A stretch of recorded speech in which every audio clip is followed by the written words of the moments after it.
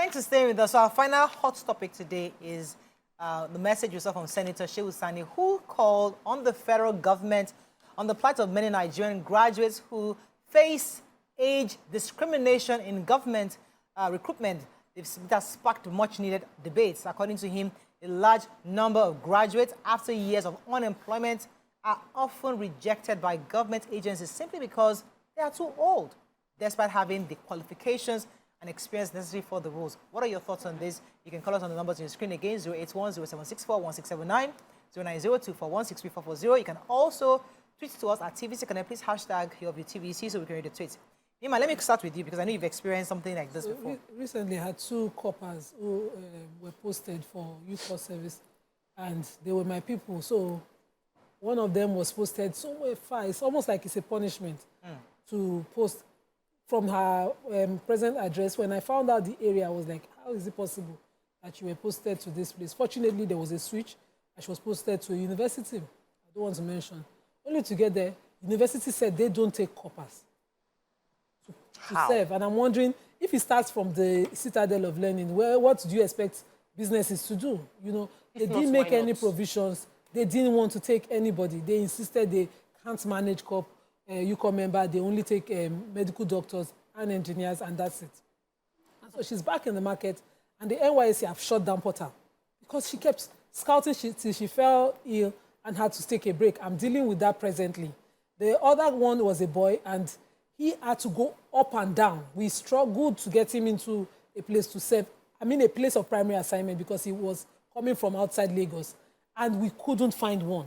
Everybody did not want a UCOM member. So I'm wondering what will happen in the main labor market when he needs to get employment. If in UCOM, with a UCOM letter, people are willingly rejecting UCOM member, somebody that is even willing to say, do not pay, but he's going to transport to your place of work. It's almost as if there's an agenda to punish the younger generation. Because I don't understand. That's the stage of training. If you take him, the NYSC can pay him while you're training him, if you talk about employability, but we are constantly rejecting UCOM member, and NYSC has to even look into that presently. Those two experiences for 2024 for me broke my heart. I've just been seeing the annoying thing. People come now with, primary placement, assignment placement, begging for places. Please reject, please receive, accept me here, please request me here. Those kind of examples should not be in 2024, but we are dealing with it. And NYSC is not even looking into it, because within a period of time, they will shut down. Is it possible that, I'll come to you that way, because at the time when the NYSC started, there was quite a few things we needed people to help and assist in. Right now, we have quite a bit of technology. Everything is online. Things are a bit more seamless. So even the roles of maybe a secretary or a PA right now is almost. I can actually be myself PA, because I can actually organize my schedule on the calendar. I don't need a PA to follow me around. It's not just that. I'm just saying that there's a possibility in some agencies, in some institutions, they don't need as many interns versus NYSC course anymore like it used to. There was a demand for, because even roles now, your JD is inclusive. What the thing the NYSC guy is supposed to come and do is part of my job description. When interns come here, I tell them, there's no job waiting for internship here. There's no job that is available. Okay, it's for intern. No. You have to apply yourself when you are put it somewhere. So is it possible that some institutions are having those issues with having core members? That I want us to consider that. But they learn by being in the right environment. So we need to deal with the issues. One of the key issues is the NYSC has made it compulsory for employers to pay a specific amount of money to core members, aside from their alawi. So if you want someone to come for training in my office, and you are paying the person, and you say, I must pay that person as well, then I would think about my bottom line before bringing in someone who has no experience at all. I have a core member that I met literally outside TVC building, who said she wanted to come and serve here, and I saw her and she was like, oh, I want to serve in the media department. I said, I'm sure TVC will not accept you because they have plenty of people on ground, but just go there. She went there, of course, they said they don't have room. Come and work in my place, so that she started working with me. The past 2 months, I've been paying stipend as allowance, and she hasn't provided us service. I've paid for her to do a YouTube training, 50,000 naira. Paid for social media training, 35,000 naira. This person hasn't brought in, and I am paying, and government is paying. You cannot expect, as they won't have allowed me to accept her if I'm not saying I'm going to pay her. So, as a company, you can't expect me to train people and then pay them salary for training them. That system itself was not existing like that before. Putting that system in place has made people reconsider employing core members. That's number one. Number two is many of them come with zero, like they don't, that orientation camp of 3 weeks should be rejigged in what you teach them. Yeah. When you take people into orientation for 3 weeks, you should teach them on how to add value where they go to, how to comport themselves. Not just they should be doing grill, walking under the ground, climbing mountains, strolling. That's not what they need. Yes, paramilitary is important, but they need to also understand that we are now entering the market space. You are no longer a student. You no longer have parents paying you money. You now need to open your eye. So we need to include that mental preparation for people. Every core member I've had, once they resume, they fall sick. Why? They've never had to wake up early and have to report. They don't know. So orientation camp needs to change. Salary payments stipulated by NYSC for core members to be paid needs to be looked into as well, because you want to make them employable, and that 1 year can transform the lives of every core member if they are put into the workforce and helps to become more employable at the end of the 1 year. Yeah, you're right. There's so many factors that, you know, that's affecting how employers are determining whether they want core members. The truth is, I think that there are still more employers that are, you know, taking them in. But one of the factors is that we have more core members now than we had 10 years ago, than we had 20 years ago. And, you know, we need to be more creative now. So that structure where you go for your youth service, take your letter to an employer, and immediately you're asked to come in, it needs to change. And I find that with a lot of things in Nigeria, once we set a policy running, we just never consider, we just never consider that we're living in a changing world and things have to change. So now we have more people coming out of youth service. You need to find a way to provide for them to be able to do, you know, their 1 year service. I don't have the experience. I haven't had the experience of a youth service member who does not understand what they are meant to do. In fact, I find them to be very enthusiastic, you know.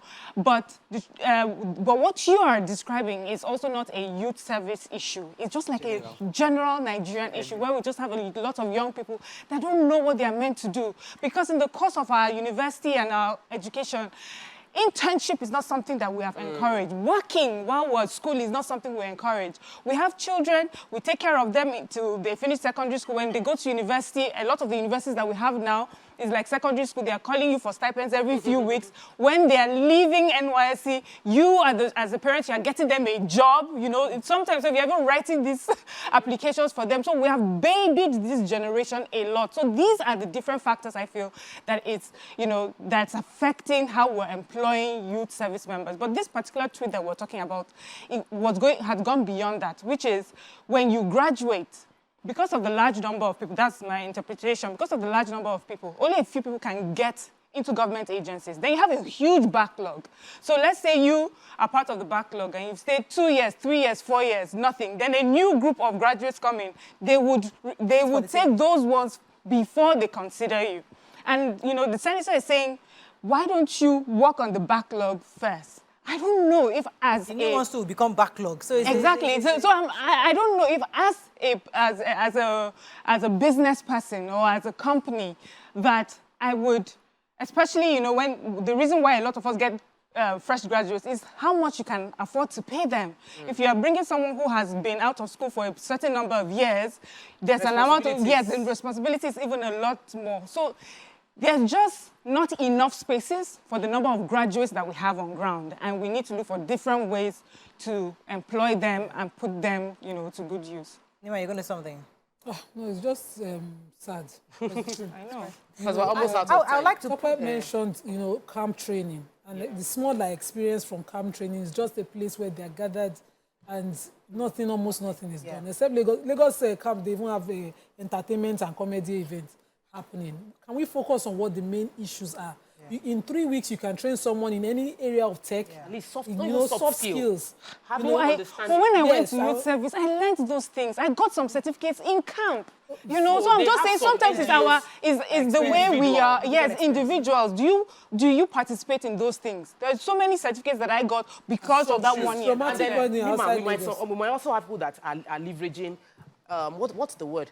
entitlement mentality. Yes. I know Nima. Why can't Nima help me? I know Mariah. Why can't Mariah help me get placement? You don't need to know anybody. You are a full-grown adult. If you are over 18, enter the streets and get someone to help you get a placement. You cannot enter a state and say you cannot find any business that will take you as a copper. If you display a level of ingenuity, the level of rejection at the stage of a copper, let's define rejection. Is rejection like I'm not taking any copper, company or I already have one, Or I have enough. I don't have the means, I don't have the space. Yes. So now let's go back. See, that's a topic on its own. Yeah. Because the truth is that companies should be compelled to have a budget set aside for an NYSC. An NYSC There must should be be sure. no, as in, as a Nigerian, if we want to go as a nation, we should find some way to ensure that Tokwe is able. So as a company, that is important for our own national, if our own national growth, I need the Tokwe to have at least 2 NYSC. To do that, tax rebate is part of it. We have evidence that there is a job description for the copper. You're not going to come in and do nothing.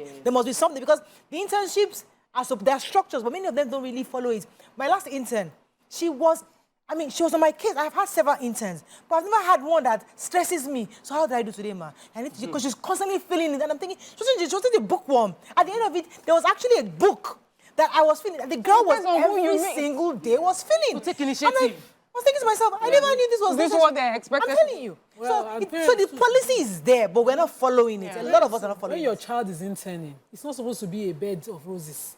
You know, please, my daughter cannot go. I say she has to go. I have someone interning on a 1-year intern. I say she has to go every single day, including We have to run off, so we've lost our time. But I think this is a topic we need to bring back maybe tomorrow for continuing, because it's quite important. That's all we can take on today's show. Have a great day. We'll see you tomorrow. Bye for now.